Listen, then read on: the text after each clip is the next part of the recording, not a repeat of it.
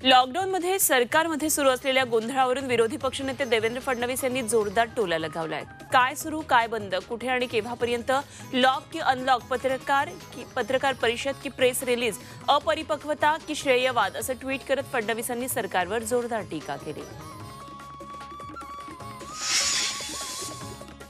राज्यात काल दिवसभरात कोरोनाच्या 15,229 नव्या रुग्णांची नोंद झाली आहे, तर दिवसभरामध्ये 25,617 रुग्णांनी कोरोनावर मात केली आहे। काल दिवसभरामध्ये 307 रुग्णांचा कोरोनामुळे मृत्यू झाला। सध्या राज्यातल्या ऍक्टिव्ह रुग्णांची कोरोना रुग्णांची संख्या ही 2,04,974 इतकी झाली आहे। मुंबईमध्ये कोरोना रुग्णसंख्या गेले काही दिवस स्थिर असल्याचं पाहायला मिळते। काल मुंबईमध्ये कोरोनाचे नवे 961 रुग्ण आढळले आणि 897 रुग्णांनी कोरोनावर मात केली आहे। 24 तासामध्ये 27 रुग्णांचा मृत्यू झालाय। कल्याण डोंबिवली क्षेत्रात गुरुवारी 211 कोरोना बाधितांची नोंद झाली, तर एका दिवसामध्ये 198 कोरोना बाधित रुग्णांना डिस्चार्ज देण्यात आला आणि सध्या कल्याण डोंबिवलीमध्ये ऍक्टिव्ह रुग्णांची संख्या 1,784 च्या वर आहे। दरम्यान गेल्या 24 तासात 24 कोरोना बाधितांचा मृत्यू झालाय। विरोधी पक्षनेते देवेंद्र फडणवीस यांनी वाशिम जिल्ह्याचा दौरा केला आणि यावेळी त्यांनी जिल्ह्यातल्या कोरोना परिस्थिती, म्युकरमायकोसिसची रुग्णसंख्या, लसीकरण, कोविड लस साठा, पीएम केअर फंडातून करण्यात आलेली ऑक्सिजनची व्यवस्था अशा अनेक समस्यांचा आढावा घेतला। तसंच वाशिम कोविड सेंटरला भेट देऊन कोविड रुग्णांची त्यांनी विचारपूस केली। जागतिक आरोग्य संघटना उस्मानाबादमध्ये 100 खाटांचं फिरतं कोविड सेंटर उभारणार आहे। जागतिक आरोग्य संघटनेचा हा पहिलाच प्रयोग असून 5 राज्यांमधल्या प्रत्येकी एका जिल्ह्याची यासाठी निवड करण्यात आली आहे। महाराष्ट्रातले हे जागतिक आरोग्य संघटनेनं बनवलेलं एकमेव कोविड सेंटर आहे आणि बेडपासून ऑक्सिजन कॉन्सन्ट्रेटर, व्हीलचेअर, स्ट्रेचर असे सर्व साहित्य या कोविड सेंटरमध्ये असणार आहे। राज्याचे मंत्री प्राजक्त तनपुरे यांनी कोविड नियमभंग केल्याचं पुढे आलंय। तनपुरे चंद्रपूर जिल्ह्याच्या दौऱ्यावर होते आणि जिल्ह्यातल्या बल्लारपूर इथे विश्रामगृहात त्यांनी राष्ट्रवादी काँग्रेस पक्षाची एक आढावा बैठक घेतली आणि त्यावेळी कार्यकर्त्यांची प्रचंड गर्दी झाली होती आणि याबाबत मंत्री प्राजक्त तनपुरे यांनी मात्र आपण कोणताही नियमभंग केला नसल्याचं स्पष्ट केलं। कोरोना काळात सरकारनं निराधारांसाठी जाहीर केलेली आर्थिक मदत मिळावी म्हणून सारथी निराधार संघटनेचे यवतमाळच्या घाटंजी तहसील कार्यालयावर धडक दिली। शेकडो निराधार नागरिकांनी यावेळी मुख्यमंत्र्यांना एक निवेदन पाठवलं आणि या निराधारांपैकी कोणालाही मदतीचे पैसे अजूनही मिळालेले नाहीत।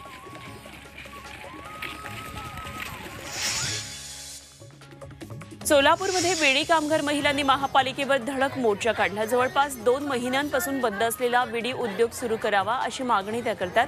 आंदोलक महिला पालिका आयुक्तांना भेटण्यासाठी जाताच पोलिसांकडून आंदोलक महिलांची धरपकड सुरू झाली। दरम्यान सर्व महिलांना पोलिसांनी ताब्यात घेतलं।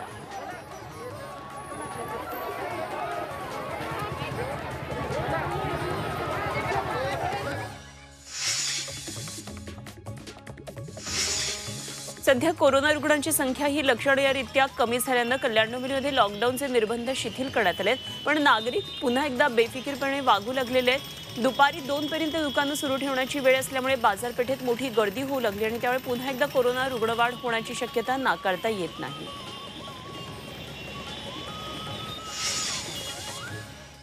वाशिम जिल्ह्यामध्ये दुकानं खुली झाल्यावर बाजारांमध्ये लोकांनी मोठी गर्दी केली आणि त्यामुळे सोशल डिस्टन्सिंगचा पुरता फज्जा उडाला। या गर्दीनं कोरोनाचे सगळे नियम पायदळीत उडवले। कडक लॉकडाऊन दरम्यान रुग्णसंख्येमध्ये घट झाली होती, मात्र पुन्हा लॉकडाऊनमध्ये शिथिलता दिल्यानं कोरोना रुग्णसंख्येमध्ये वाढ होण्याची भीती निर्माण झाली आहे। रायगडमध्ये विनाकारण फिरणाऱ्यांची रस्त्यातच अँटीजेन टेस्ट करण्यात येते। रायगड पोलीस आणि आरोग्य विभागानं ही मोहीम हाती घेतली आहे। अलिबाग एसटी स्टँड परिसरामध्ये विनाकारण फिरणारे फळ विक्रेते, हॉटेलमध्ये वेटर अशा 102 जणांची चाचणी करण्यात आली आहे आणि यामध्ये एका महिलेचा कोविड अहवाल हा पॉझिटिव्ह आलाय। तिला जिल्हा रुग्णालयात पाठवण्यात आलंय। अमेरिकेतून जून अखेर भारताला लस पुरवठा होतोय, तर जगभरामध्ये जून अखेरपर्यंत किमान 8 कोटी लसींचं वाटप अमेरिका करणार आहे। गुरुवारी याबाबत अमेरिकेनं माहिती दिली आहे। पंतप्रधान नरेंद्र मोदी आणि अमेरिकेच्या उपाध्यक्षा कमला हॅरिस यांच्याशी चर्चा झाली आणि त्यांचे आभार मानलेत। पंतप्रधान मोदी यांनी याबाबत ट्विट केलंय। नवी मुंबई महानगरपालिकेची निवडणूक कधीही लागण्याची शक्यता आहे आणि त्यामुळे सध्या राजकीय पक्ष मतदारांना आकर्षित करण्यासाठी चक्क मोफत लसीकरणाची मदत घेत आहेत। सरकारकडून 18 ते 45 वयोगटाचं लसीकरण बंद असलं तरी नवी मुंबईमध्ये भारतीय जनता पार्टीकडून चक्क फ्री वॅक्सिन शिबिर आयोजित करण्यात आलं आहे।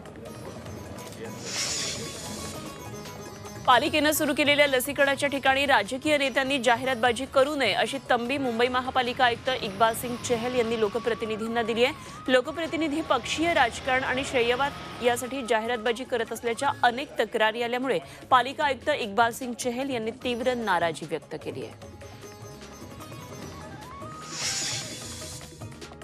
वेगवान लसीकरणाचं उद्दिष्ट गाठण्याच्या दृष्टीनं केंद्र सरकारनं हालचाली सुरू केल्यात। भारत सरकार फायझर, मॉडर्ना आणि जॉन्सन अँड जॉन्सन या आंतरराष्ट्रीय लस निर्मात्या कंपन्यांसह बोलणी करतात। भारतात या कंपन्यांच्या लस उत्पादनाविषयी ही बोलणी सुरू आहेत अशी माहिती परराष्ट्र सचिव हर्ष श्रिंगला यांनी दिली आहे। कोल्हापूर जिल्ह्यामध्ये जोरदार पावसामुळे पोल्ट्रीची भिंत कोसळून 3 जणांचा मृत्यू झालाय। गडहिंग्लज तालुक्यामध्ये असणाऱ्या मुंगळी इथली ही घटना आहे। जोरदार पाऊस पडत असल्यामुळे 3 जणांनी पोल्ट्रीच्या भिंतीचा आधार घेतलाय, मात्र तीच भिंत कोसळली आणि त्याखाली दबून एक पुरुष आणि 2 महिलांचा मृत्यू झालाय। कोल्हापूर जिल्ह्यामध्ये मान्सूनपूर्व पावसानं जोरदार हजेरी लावली। कागल शहरामध्ये देखील मुसळधार पावसामुळे एसटी स्टँड परिसराला तळ्याचं स्वरूप प्राप्त झालं होतं। जिल्ह्यातल्या अनेक भागामध्ये वीज गायब झाली आहे, अनेक ठिकाणी जनजीवन विस्कळीत झालंय।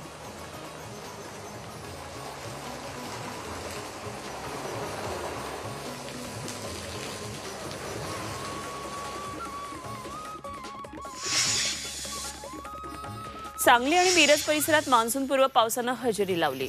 विजांच्या कडकडाटासह मुसळधार पाऊस पडला। दुष्काळी भागामध्ये अनेक ठिकाणी हा पाऊस झाला। खरीप हंगामासाठी मशागत आणि पेरणीच्या तयारीमध्ये शेतकरी असतानाच पावसानं हा दणका दिला।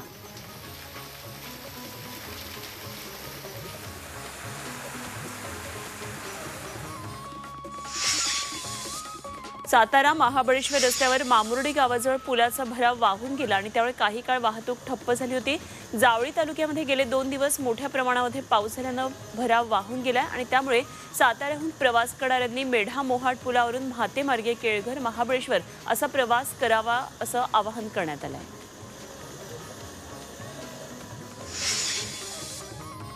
सांगली जिल्ह्यातल्या चांदोली परिसरामध्ये मोर लांडोर यांचा मुक्त संचार सुरू आहे आणि याची संख्या आता दिवसेंदिवस वाढू लागली आहे।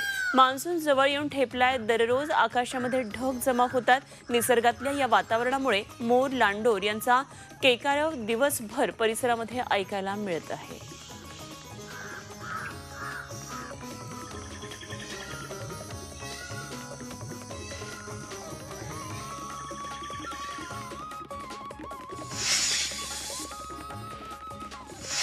तौत्के वादळामध्ये नुकसान झालेल्या भागाची पाहणी करण्यासाठी केंद्रीय पथक पालघरमध्ये दाखल झालं।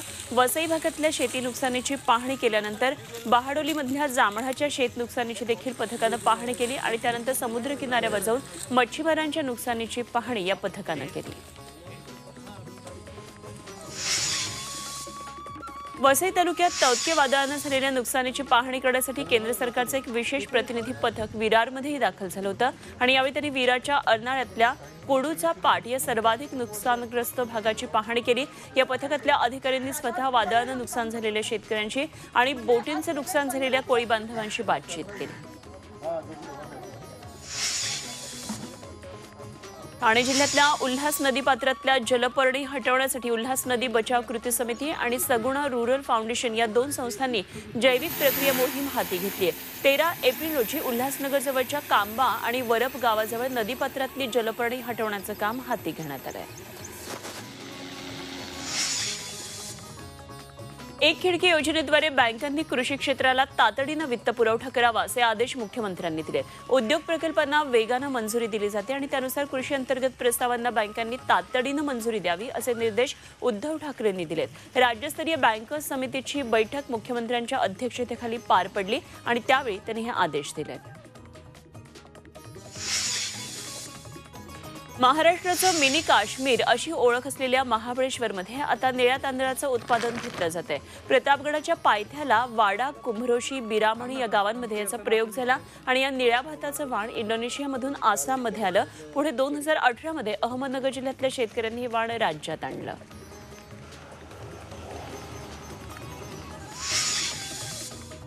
आणि आता एका महत्त्वाच्या बातमीकडे पण जातोय। बातमी बदलापूरमधून येतेय। बदलापूर MIDC मध्ये वायू गळतीची घटना झाली आहे। शिरगाव, आपटेवाडी या भागामधल्या नागरिकांना त्यामुळे त्रास होतोय।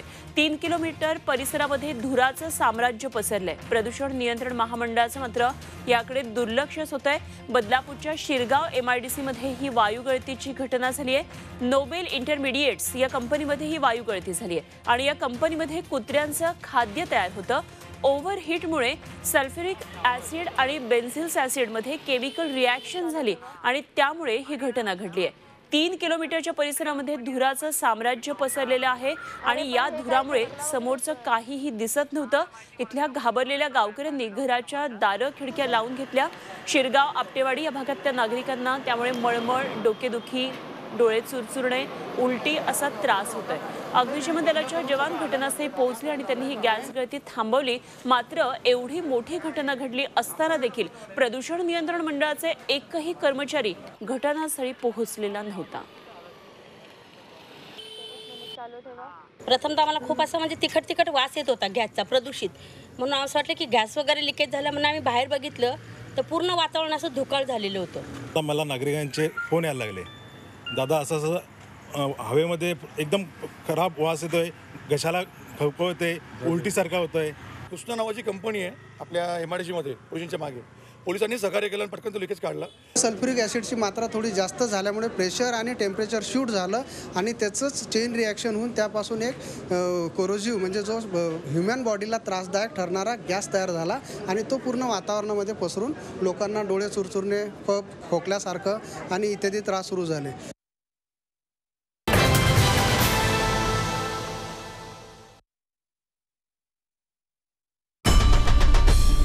आई भवानीचा गजर म्हणजे